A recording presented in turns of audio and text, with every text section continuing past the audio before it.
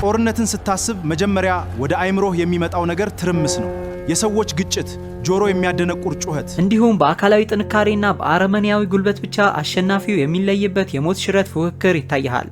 በጥንቱ ዘመን ደግሞ ይሄ እውነታ እጅግ ዘግናኝ ነበር።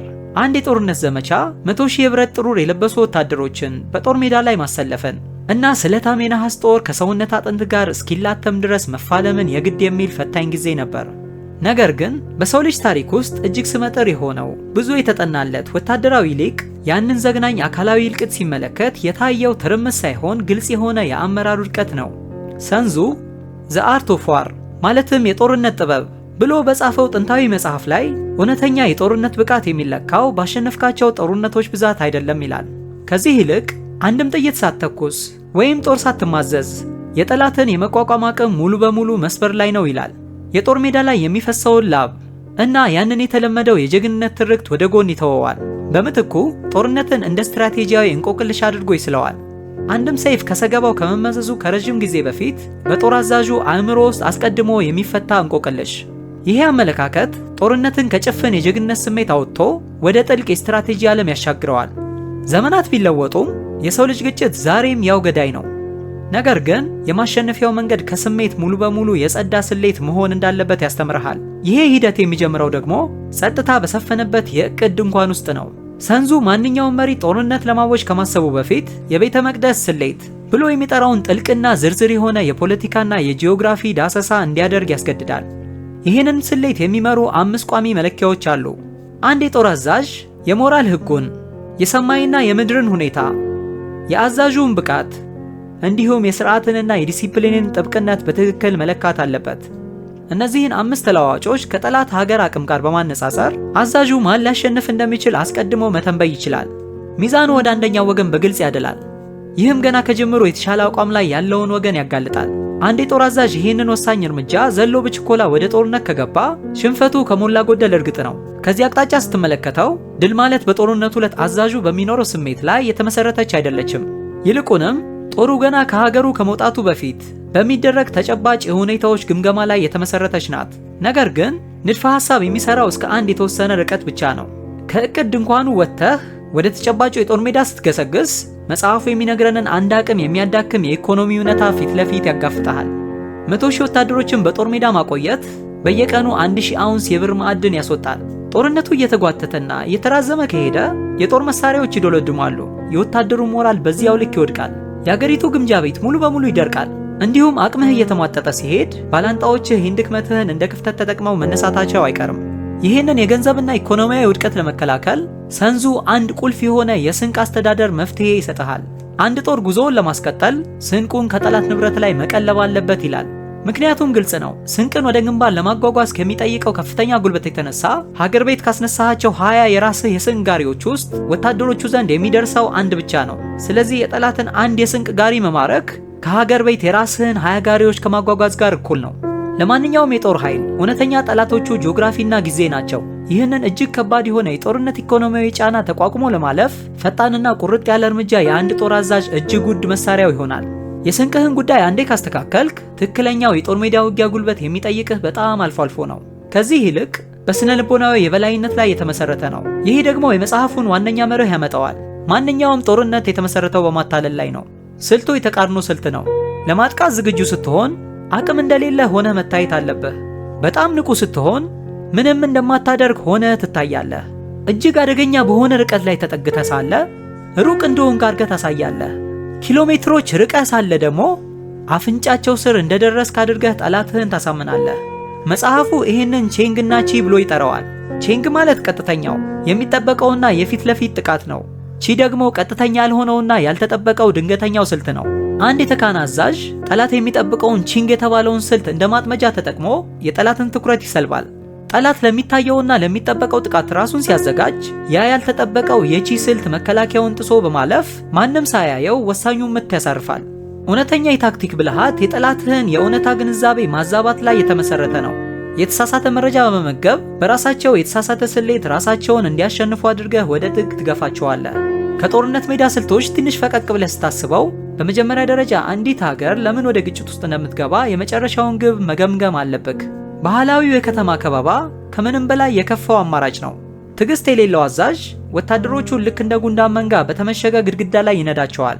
በዚህ ሂደትም የጦሩን 1/3 ያጣል፣ ያውም አብዛኛውን ጊዜ በሩን እንኳን ሳይሰብር። በዚህም ምክንያት ማንኛውም መሪ በቁጣ ወይም በቅጽበታዊ ብስጭት ተገፋፍቶ ወደ ጦርነት መግባት የለበትም። መጽሐፉ ጦርነትን እጅግ አውዳሚ የሆነ አደጋ አድርጎ ነው የሚያሳየው፣ በጥብቅ ዲሲፕሊንና በከፍተኛ ዝግጅት ብቻ ሊመራ የሚገባው አደጋ። ይህም ሁሉ በአንድ ቁልፍ መርህ ላይ ያርፋል። ራሱን አዘጋጅቶ ጠላት ሳይዘጋጅ ክፍተቱን የሚጠብቅ እሱ ያሸንፋል። እስኪ በአእምሮክ ፍጹም የሆነውን ወታደራዊ ጀግና አስብ። ወዲያውኑ ወደ አእምሮ የሚመጣው ፈጽሞ የማይበገርና ደፋር፣ ለወታደሮቹ እጅግ ተቆርቋሪ የሆነ እና በጥብቅ የክብር ሕግ የሚመራ መሪ ነው። ሰንዙ ግን ይህንን በተለየ መንገድ ነው የሚያየው። በእሱ የጦርነት መመሪያ ውስጥ እነዚህ ጀግንነት ተብለው የሚታሰቡ ባህሪያት እንደ ትልቅ ድክመቶችና ክፍተቶች ሆነው ነው የሚታዩት። ለአንድ የተካነ ስትራቴጂስት ክቡር ወይም ደፋር የሆነ ጠላት አያስፈራውም፣ ምክንያቱም ቀጣይ እርምጃውን በቀላሉ መገመት ይችላልና። ሰንዙ 5 አደገኛ የአመራር ስህተቶችን ያስቀምጣል። ጭፍን ድፍረት፣ ፈሪነት፣ የችኮላ ቁጣ፣ ስስ የሆነ የክብር ስሜት እና ከልክ ያለፈ ተቆርቋሪነት። ጠላቶችህ እነዚህን ድክመቶች ሆን ብለው ኢላማ ያደርጓቸዋል። ጭፍን ደፋሪ ሆነው በቀላሉ ወደ አድፍጦ ውጊያ ይሳባል። ለክብሩ የሚሳሳው በቀላሉ ተነካክቶ ወደ ጦርነት ይገባል። ተቆርቋሪው ደግሞ እስኪዝል ድረስ በጭንቀት ይረበሻል። ውጤታማ አመራር እነዚህን ስሜታዊ ስራቶች አውልቆ መጣልን ይጠይቃል። ፍጹም የሆነ የጦር አዛዥ የጦርነቱን ገበታ የሚያነባው ከስሜት ሙሉ በሙሉ ነፃ ሆኖ ነው። እርምጃዎቹም በገዛ ኢጎ ሳይሆን በጦር ሜዳው መልክዓ ምድር የሚወሰኑ መሆናቸውን ያረጋግጣል። በጥንታዊ ጦርነት ታሪክ የእዝ ሰንሰለት ልክ እንደ ቅዱስ ቃል ይከበር ነበር። የንጉሱ ቃል ከሕግም በላይ ነበር። ነገር ግን ሰንዙ እጅግ የተለየና ነፃ የሆነ መርህን ያስተምርሃል። በጦር ሜዳው ላይ ድል እንደማታገኝ ከተረዳህ ትዕዛዙ የንጉሱም ቢሆን ወደ ኋላ ማፈግፈግ ግድ ይልሃል። በአንጻሩ ደግሞ ማሸነፍህ እርግጥ ከሆነ ንጉሱ ራሱ አጥብቆ ቢከለክልህም ያለምንም ማመንታት ማጥቃት ይኖርብሃል። ርቆ በሚገኝ ቤተ መንግስት ውስጥ የተቀመጠ መሪ በግንባር ላይ በየሰከንዱ የሚለዋወጡትን እውነታዎች ሊያይ ፈጽሞ አይችልም። የቦታውን መልክዓ ምድርና የጠላትን ዝግጁነት በትክክል መመዘን የሚችለው በቦታው ላይ ያለው አዛዥ ብቻ ነው። ስለዚህ መጥፎ ትዕዛዝን ዝም ብሎ መቀበል በራሱ የኃላፊነት ውድቀት ነው። ሀገርን በእውነት ማገልገል አንዳንዴ የመሪን ትዕዛዝ ፊት ለፊት መጣስን ግድ ይላል። ሰንዙ ወታደሮችህ ልክ እንደገዛ ልጆችህ አድርገህ እንድትንከባከባቸው ይመክርሃል። ጥሩ አዛዥ የአካላዊ ድካማቸውን ይጋራል። ከነሱ ጋር በደረቀ መሬት ላይ ይተኛል። አንድ አይነት ስንቅም ይመገባል።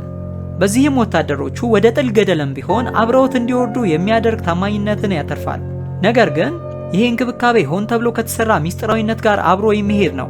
እንደ ጦር አዛዥነቱ የራስህንም መኮንኖች ጭምር ግራ ማጋባት፣ የተሳሳተ መረጃ መመገብ እና የጦሩን ትክክለኛ የስትራቴጂ እቅድ መደበቅ አለብህ። ያለምንም ማብራሪያ ግራ የሚያጋቡ ትዕዛዞችን በመስጠትና የጦር ሰፈሮችህን በመቀያየር ወታደሮች በምንም አይነት መረጃ ውስጥ እንዳይሆኑና በጨለማ ውስጥ እንዲቆዩ ማድረግ አለብህ። ይሄ ውስጣዊ ሽብር እንዳይፈጠር ይከላከላል። እንዲሁም በጦር ውስጥ የተሰገሰጉ የጠላት ሰላዮች የሚሰርቁት ምንም አይነት ትክክለኛ መረጃ እንዳይኖራቸው ያደርጋል። ጦርህን ለመጠበቅ ስትል የወታደሮችህን የግል ውሳኔ የመስጠት መብት ሙሉ በሙሉ ትገፍና ልክ እንደ ቼዝ ጠጠር ታንቀሳቅሳቸዋለህ። ይህ ስለ ልቦናዊ ቁጥጥር መጽሐፉ ተስፋ አስቆራጭ መሬት ብሎ በሚጠራው ቦታ ላይ እጅግ በከፋ ሁኔታ ይተገበራል። ይህ የጦር ሜዳ አይነት ጦርህ ሙሉ በሙሉ ተከቦ ለማፈግፈግ ምንም አይነት አካላዊ መንገድ የሌለህበት ቦታ ማለት ነው። ከክርስቶስ ልደት በፊት በ204 ዓ.ም ጀነራል ሃንጂን ይህን ጽንሰ ሐሳብ ሆን ብሎ ተግብሮት ነበር። ወታደሮቹን በድብቅ ወደ አንድ ሸለቆ በማስገባት ከጀርባው ጥልቅና ፈጣን ወንዝ እንዲኖር አድርጎ የጦር ግንባሩን አሰለፈ። ለማምለጥ የሚያስፈልጋቸው ማንኛውም አካላዊ መንገድ በመዝጋት ሃንጂን ወታደሮቹ ሊኖራቸው የሚችለውን የመሸሽ ፍላጎት ሙሉ በሙሉ ገፈፈው። ከጀርባቸው ባህር አደረገው። ወታደሮቹ ጠላትን እስኪሰብሩ ድረስ ተዋጉ፣ ምክንያቱም ሌላ ምንም አማራጭ አልነበራቸውም። የተካነ ስትራቴጂስ በተነሳሽነት ላይ አይተማመንም። የገዛ ጦሩን በሕይወት የመኖር ደመ ነፍስ ወደ መሳሪያነት በመቀየር ያንን ማንም የማያስበውን የውጊያ ብቃት ከውስጣቸው ያፈልቃል። ፍጹም የሆነ የጦር አዛዥ ጥቃት ሲሰነዘር አብዛኛውን ጊዜ አካባቢውን እንደ መሳሪያ ይጠቀመዋል። ሰይፍና ጦር ሊያመጡት የማይችሉትን ውጤት ለማምጣት እሳትን ይጠቀማል። ሰንዙ በእሳት ለሚደረጉ ጥቃቶች ትክክለኛ ሕጎች አሉት። ዝም ብለህ ክብሪት አትጭርም፣ የድርቅ ወቅቶችን ታሰላለህ። እንዲሁም ጨረቃ ከተወሰኑ የከዋክብት ስብስቦች ጋር እስክትሰለፍ ትጠብቃለህ። ምክንያቱም እነዚህ ቀናት ከፍተኛ ነፋስ በማምጣት ይታወቃሉና። ገና እሳቱ ከመለኮሱ በፊት ጠላትህ ለጭሱና ለሙቀቱ የሚሰጠውን ምላሽ በትክክል አስቀድመህ ትተነበያለህ። በዚህ ስሌት ውስጥ እጅግ አውዳሚ የሆነውን የጦር መሳሪያ እንኳን ከስሜታዊነት ሙሉ በሙሉ ነፃ ያደርጋል። ልክ ከስሜት እንደጸዳ ጥብቅ ቀመርና ቀዝቃዛ ስሌት ሆኖ ነው የሚተገበረው። የጦር ሜዳ ማለት የአንዲትን ሀገር የመጨረሻው የህልውና ማረጋገጫ ነጥብ ነው። የጀግንነት መፈተኛ ሜዳ ሳይሆን እያንዳንዱ እርምጃ ሀገርን በማትረፍ መለኪያ ብቻ የሚመዘንበት ከባድ የህይወትና የሞት ቀውስ ነው። ስለዚህ ፍጹም የሆነው አዛዥ ሀገሩ ቀጣዩን ቀን ማየት እንድትችል ሲል በጦር ሜዳ ላይ ካለው እጅግ አረመኔያዊ እውነታ ጋር ራሱን ያላምዳል።